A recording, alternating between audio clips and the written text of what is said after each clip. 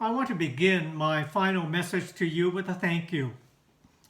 Thank you, Calvary Presbyterian Church, for the honor and privilege of serving as your transitional pastor and head of staff for the past 2 years. It was really not that difficult to settle on what message I would want to leave with you. Throughout my 54 years as an ordained Presbyterian pastor, I have tried my best to rely on God to guide me on everything I have done, including what I would preach on. Putting things in historical perspective, Calvary did a courageous thing years ago to put up a Black Lives Matter banner in front of the church building. It was not a popular thing to do, unlike our present moment, where those words are painted on streets and Black Lives Matter signs can be seen on storefront windows, front windows of our homes. It was an incredibly courageous, better, outrageous thing to do at the time. So what are we being called to do as a congregation today at this moment in our history? Clearly, much more work needs to be done for the sake of justice, especially racial justice. Since Calvary put up that banner, here is what has happened. Ahmaud Arbery, Breonna Taylor, George Floyd, Christian Cooper, with names added to this list almost on a daily basis. We need to do more than putting up a banner. To make a real difference, clearly, we need to do more.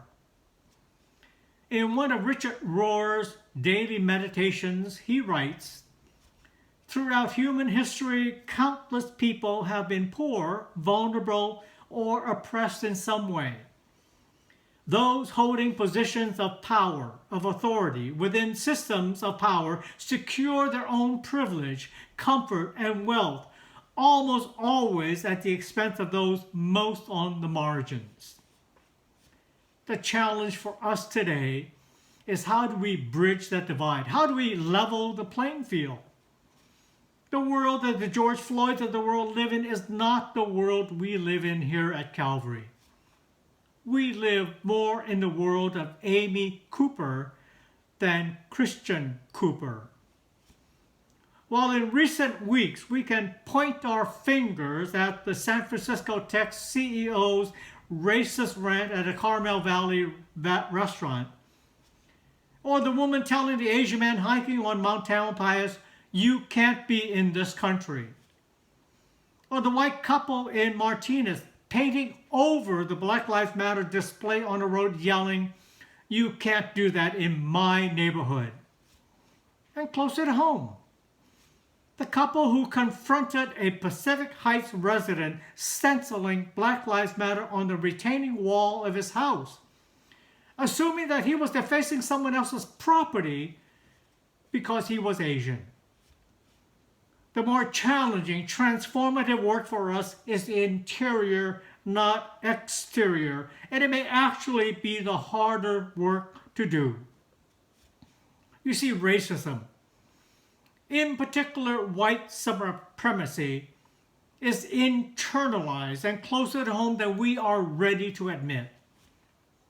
A former parishioner said to me out of the blue one day, "Cal, I've never seen you as Chinese." She meant that as a compliment. But here is how I heard it. By my successful assimilation, I have succeeded in buying into the white supremacy narrative. I have sold my soul in order to be accepted, to be part of mainstream society. It was my experience of woke. The internal work that we all need to do is to wake up, to work on closing the gap that the systems of society benefit us, that privilege us, educationally, economically, politically, and socially. Following up on the session's recent statement affirming anti-racism, Calvary will be offering opportunities to gather in small groups, to read, to discuss, to share, to confess, to work on waking up to the internalized racism in our hearts. I urge you to sign up for one of these groups. In these gatherings, remember that dialogue cannot exist without humility. And in the words of Eric Law, the miracle of Pentecost was not the tongue, but the ear.